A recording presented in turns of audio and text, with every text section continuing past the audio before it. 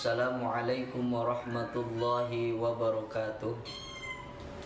Sahabat-sahabat sekalian yang dirahmati oleh Allah, kali ini saya akan membahas tentang hikmah puasa. Apa sih hikmah diwajibkannya kita untuk berpuasa? Maka saya akan menjelaskan melalui kitab yang saya tulis, yang saya ambil dari beberapa referensi kitab, di antaranya yaitu Tafsir Jalalain Imam Jalaluddin Al-Mahalli dan Imam Jalaluddin As-Suyuti, dan Tafsir Munir karangan Syekh Nawawi Al-Bantani. A'udzu billahi minasy syaithanir rajim. Bismillahirrahmanirrahim. Faslun fi hikamis shaumi.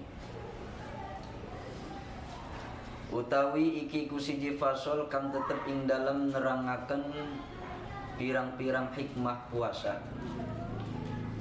Tamannallahu alladzina amanu bis-shaumi la'allahum yattaquna.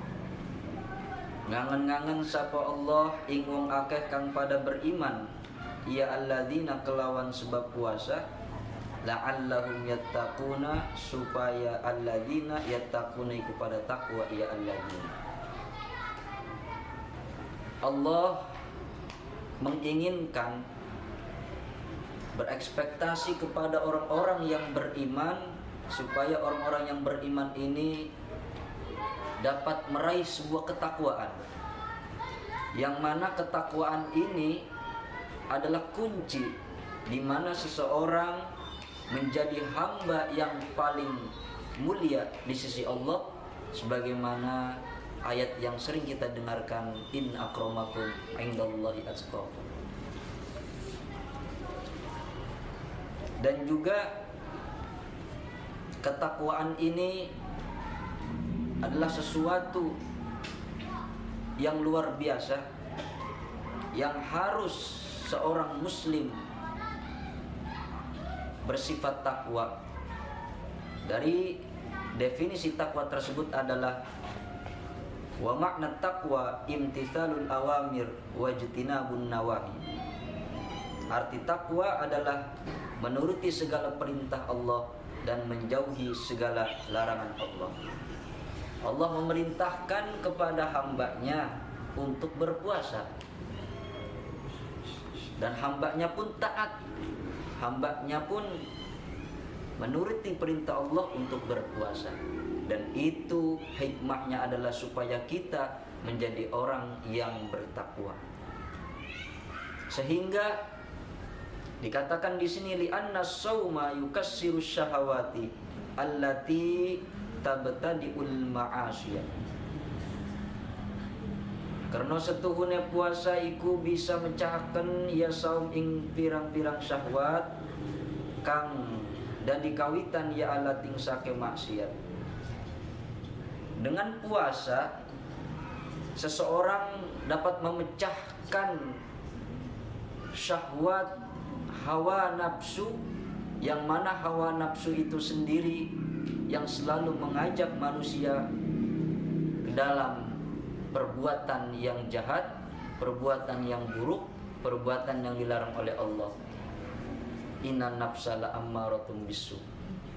Sehingga ketika seseorang berpuasa, maka tubuhnya yang biasanya di siang hari dia mengkonsumsi makanan sehingga tumbuhlah stamina dan energi, maka ketika berpuasa seseorang itu merasa lemas, sehingga dia menyadari, oh bahwasanya ketika kita tidak makan, kita tidak mendapatkan atau tidak memiliki kekuatan, berarti kekuatan itu hanyalah Allah Subhanahu wa ta'ala yang memberikan.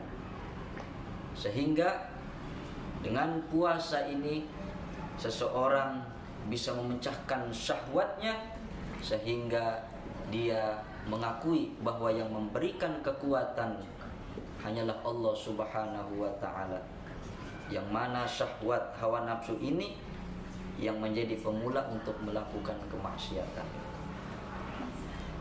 Sahabat-sahabat sekalian yang berbahagia,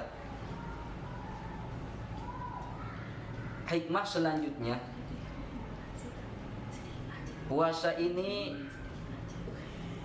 untuk menzakati badan kita, membersihkan jasad kita.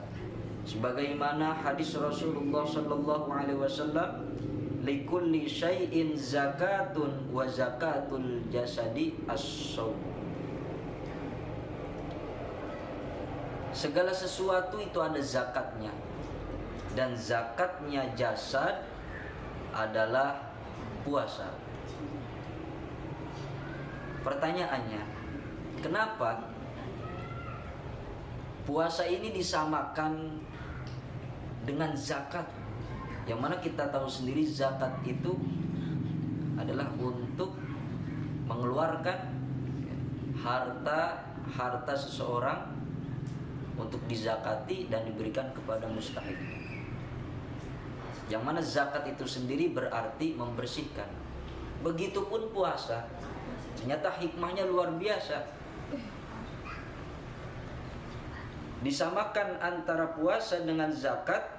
Zakat al-maliyah yang berunsur harta, karena ketika zakat harta tersebut dikeluarkan zakatnya, sehingga secara zahiriyah harta itu berkurang, namun secara batiniah, secara hakiki justru harta itu bertambah dan bertambah keberkahannya.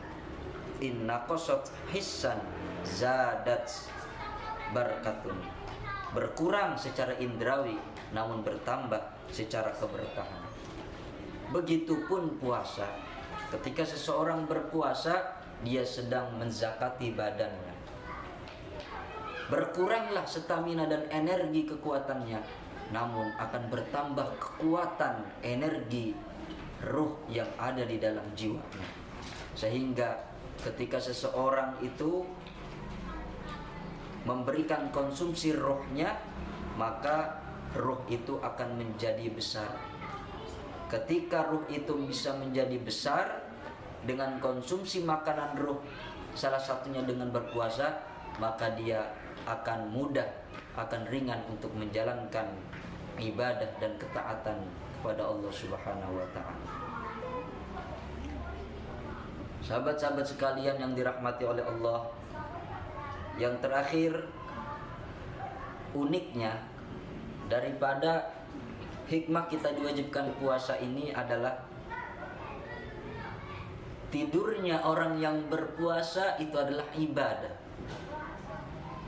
Wa qala sallallahu alaihi wasallam, lagi-lagi Rasulullah bersabda, naumus shaimi ibadatun, utawi turune wong kang puasa iku ibadatun ibadah. Wasuntuhu tasbihun, lan utawi menenge wong kang puasa iku tasbihun maca tasbih. Wa amaluhu mudha'afun, lan utawi pegaweane wong kang puasa iku mudha'af kang den lipat ganda. Wa du'auhu mustajabun, lan utawi doane wong kang berpuasa iku mustajab diijabah. Wa dzambuhu maghfurun, lan utawi dosane wong kang puasa iku maghfurun kang den ampura. Rawahul Baihaqi. Tidurnya saja orang yang berpuasa itu adalah ibadah. Ini adalah hikmah yang luar biasa dan sangat diapresiasi oleh banyak orang. Kenapa? Karena tidurnya saja itu bernilai pahala bagi orang-orang yang berpuasa. Kenapa? Karena dia lemas, dia tidak berdaya, sehingga dia tidur dalam keadaan menjalankan perintah Allah dan taat kepada Allah untuk menjalankan ibadah puasa. Dia tidur karena tidak makan, tidak minum, dan menjaga daripada hal-hal yang membatalkan puasa. Dia meninggalkan hal-hal yang buruk. Ketika dia menjalankan sesuatu yang mubah, maka sama saja dia meninggalkan sesuatu yang dilarang, yang haram. Dan menjauhkan segala yang haram itu adalah kewajiban. Karenanya ibadah di dalam orang yang berpuasa, tidurnya saja itu adalah ibadah. Wasumtuhu tasbihun, dan diamnya orang yang berpuasa itu dicatat oleh Allah seperti orang yang membaca tasbih. Bayangkan ketika di luar puasa, orang yang tidak berpuasa itu harus mengucapkan 2 kalimatan khafifatan yang ringan diucapkannya, tsaqilatani fil mizan yang berat timbangannya di yaumil mizan adalah kalimat subhanallah bihamdihi subhanallahil azim. Tapi bagi orang yang berpuasa tidak perlu mengucapkan subhanallah, dia diamnya dicatat membaca tasbih subhanallah. Wa amalu mudha'afun, dan amalnya ketika dia berpuasa mudha'afun, dilipat gandakan. Yang biasanya di luar Ramadan ketika tidak berpuasa dia melakukan kebaikan dibalas 1 kebaikan, tapi ketika dia dalam keadaan berpuasa dia amalnya dilipat gandakan. Apalagi puasa ini tidak ternilai pahalanya, tidak seperti ibadah-ibadah yang lainnya. Wa ana ajzibih, kata Allah, dan akulah yang langsung mengeksekusi, yang langsung membalas daripada hamba-hamba yang berpuasa tersebut. Wa du'a'uhu mustajabun, dan doanya orang yang berpuasa itu mustajab, diijabah. Apalagi waktu-waktu diijabahnya doa, salah satunya berada pada ketika orang yang berpuasa tersebut ingin melakukan berbuka puasa, iftar. Disitulah waktu mustajab doa. Sehingga pada faktanya manusia lalai pada waktu tersebut, padahal waktu tersebut adalah waktu diijabahnya doa.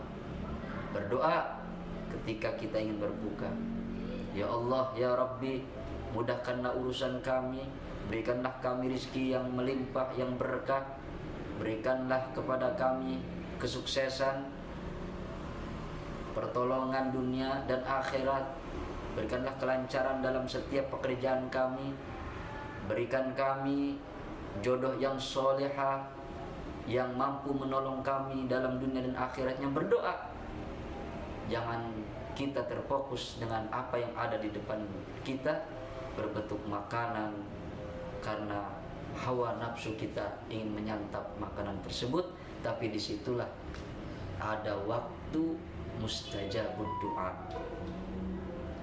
Yang terakhir, wa dzambuhu maghfurun, ini sudah pasti dosanya orang yang berpuasa itu maghfurun, diampuni oleh Allah Subhanahu wa ta'ala. Bahkan di keterangan hadis lain dikatakan, man shoma ramadhana imanan wa ihtisaban ghufira lahu ma taqaddama min dzambihi wa ma ta'akhkhar. Orang yang berpuasa Ramadan dengan iman dan karena Allah, maka Allah niscaya mengampuni baginya dosa yang telah lalu dan dosa yang akan datang. Inilah jaminan oleh Allah Subhanahu wa ta'ala, privilege, keistimewaan kepada orang-orang yang berpuasa, sehingga saling memberikan keuntungan. Allah Subhanahu wa ta'ala memberikan pahala yang sangat luar biasa, mengobral pahala kepada hambanya di hari puasa di bulan Ramadan, dan hambanya mendapatkan keuntungan yang luar biasa. Keuntungan apa? Keuntungan baik bagi kesehatan jasmani maupun dengan puasa tersebut dapat memberikan hikmah, yaitu berupa hikmah ijtimaiyah, sosial kemasyarakatan, sehingga di bulan puasa banyak orang-orang yang ingin saling membagi kebaikan, membagi makanan untuk berbuka puasa, karena itulah ibadah yang sangat dicintai Allah adalah memberikan orang lain makanan sehingga orang lain yang tadinya kelaparan menjadi kenyang. Dan kemudian yang terakhir adalah hikmah, paling tidak hikmah puasa ini tentang kesehatan, kemudian kemasyarakatan, dan juga kebatiniahan. Batiniah kita, jiwa kita dengan puasa itu dapat meningkatkan daripada spiritualisme kita dalam jiwa kita, riyadhah, latihan dalam jiwa kita, sehingga kita dapat mudah, dapat ringan untuk selalu melaksanakan ibadah-ibadah yang Allah perintahkan kepada kita. Itu saja mungkin dari pembahasan kitab yang saya tulis, yaitu Hikamir Ramadan fi Thalabi Ridwan. Mudah-mudahan bisa memberikan kemanfaatan kepada banyak orang. Khairun nas anfa'uhum linnas, baik manusia adalah mereka yang bisa memberikan kemanfaatan kepada manusia lainnya. Pada akhirnya kita berdoa kepada Allah Subhanahu wa taala, mudah-mudahan kita diberikan kekuatan dalam menjalankan ibadah di bulan Ramadan ini, dan juga kita dapat dipertemukan pada Ramadan yang akan datang. Allahumma barik lana fi Ramadan wa qawwina lil ibadah fi Ramadan wa alhiqna bi Ramadan akhir. Amin ya rabbal alamin. Wallahu huwal muwaffiq ila aqwamit thoriqin. Tsumma assalamu alaikum warahmatullahi wabarakatuh.